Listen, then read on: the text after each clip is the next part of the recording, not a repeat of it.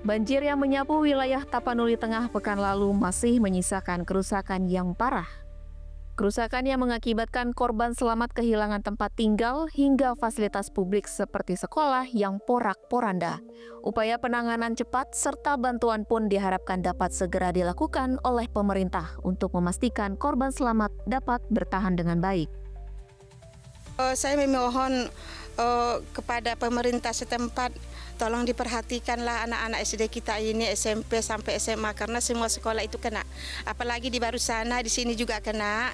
Saya pun belum ke sekolah karena merasa sedih sekali. Mungkin sekolah juga sudah longsor kurasa. Jadi kedepannya tolong diperhatikan anak-anak, kalau memang berikanlah bantuan. Untuk meringankan beban korban bencana alam, penerbit Erlangga pun kembali mendistribusikan bantuan kemanusiaan melalui aksi Solidaritas Erlangga. Bantuan Solidaritas Erlangga yang didistribusikan pada Kamis pekan ini menjangkau korban bencana alam di Kecamatan Sorkam, Tapanuli Tengah, Sumatera Utara. Bantuan ke wilayah terdampak ini pun diharapkan dapat meringankan beban korban bencana, serta mendorong pemulihan lebih cepat pada tenaga pendidik dan anak-anak, serta korban bencana pada umumnya. Terima kasih banyak penerbit Erlangga. Tidak salah saya memilih ini adalah penerbit saya, rekan kerja saya, rekan saya untuk memesan buku saya. Tidak sangka saya, Pak. Terima kasih banyak, apalagi kepada terima kasih banyak. Terima kasih, Bu. Dari Tapanuli Tengah, Billy Yoga dan Hafiz Albar melaporkan.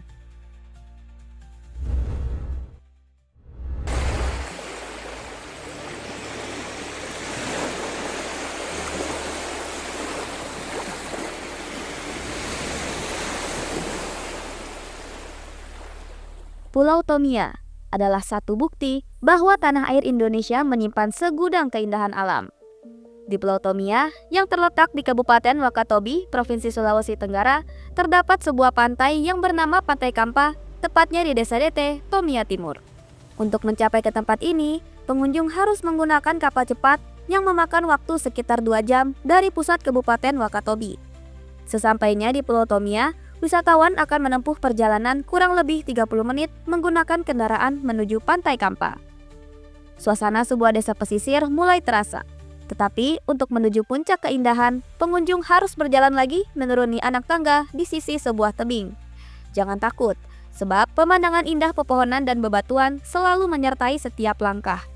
Dan inilah Pantai Kampa, surga keindahan alam dari Desa Dete. Pantai ini menawarkan hamparan pasir putih yang lembut di sepanjang pesisir dengan latar langit berwarna biru. Pemandangan tak kalah memukau juga disuguhkan oleh tebing Tadu Sangia yang megah dan penuh pesona setinggi 135 meter. Pengunjung yang datang ke Desa Dete juga diajak untuk melihat sekelompok ina-ina, di mana dalam bahasa Wakatobi berarti ibu-ibu yang sedang menganyam daun kelapa. Mereka membuat kerucut yang disebut kampo, yang menjadi komponen untuk mengukus makanan khas Wakatobi, kasoami. Tak hanya pemandangan alam yang ditawarkan di sini, kearifan lokal berupa permainan layang-layang dari daun kamanu-manu kering yang biasa dimainkan anak-anak Desa Dete juga bisa menambah kegembiraan pengunjung. Dete sendiri kita ada dua lokasi trip. Pertama Pantai Kampa, itu kemudian yang kedua ada di tebing Tadu Sangia. Untuk di Kampa sendiri kita bisa menikmati panorama keindahannya. Kemudian ada beberapa atraksi yang kita tampilkan, seperti salah satunya tadi ada kita melihat ina-ina kalau kami sini menyebutnya. Mereka sedang membuat itu kulit untuk makanan lokal suami.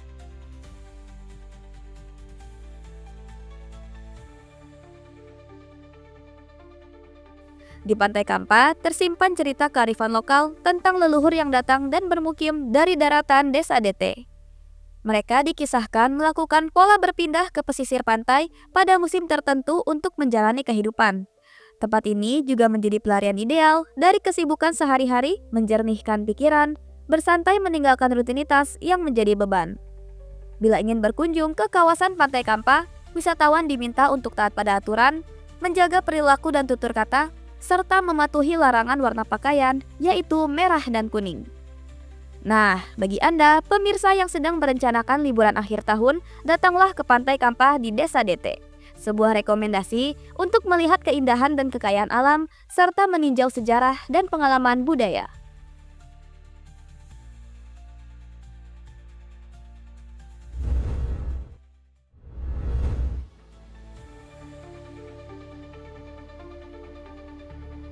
Karakteristik sungai sepanjang Bukit Barisan di Pulau Sumatera yang sempit, curam, dan berkelok-kelok berpotensi membendung derasnya aliran air yang bersamaan membawa tumpukan kayu. Kondisi ini diperparah dengan curah hujan yang tinggi sehingga bendungan alami yang terbentuk menjebol dan menyebabkan banjir bandang. Hal ini disampaikan pakar geologi lingkungan dan mitigasi bencana Universitas Gadjah Mada, Yogyakarta, Profesor Dwi Korita Karnawati. Menurut mantan kepala BMKG ini, banjir bandang di Sumatera merupakan kejadian alamiah yang pernah terjadi 50 tahun sebelumnya. Sebuah bencana yang disebabkan pengaruh antropogenik atau aktivitas manusia yang membuat banjir bandang di Sumatera kerap berulang.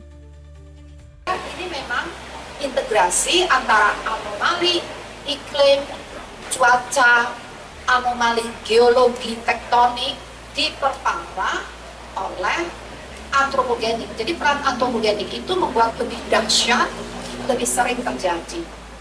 Sementara itu, pada kesempatan yang sama, pakar hidrologi hutan dan konservasi daerah aliran sungai Fakultas Kehutanan UGM, Hatma Suryatmojo menilai terjadinya banjir bandang di 3 provinsi itu dominan karena faktor antropogenik. Nah, kalau kemudian tutupan hutannya dirubah ataupun dikurangi, otomatis rumus tadi akan berubah. Yang tadinya 35% itu nggak sampai ke permukaan tanah, akhirnya sampai ke permukaan tanah. Yang tadinya 55% itu bisa masuk, mungkin akan berkurang. Maka secara alami kalau hutan dikurangi pasti neraca airnya akan berubah. Oke. Masih menurut Dwi Korita, secara alamiah Bukit Barisan kerentanannya tinggi terkait banjir bandang. Terlebih dengan kelerengan atau curam lalu mendatar atau yang biasa disebut sebagai kipas aluvial.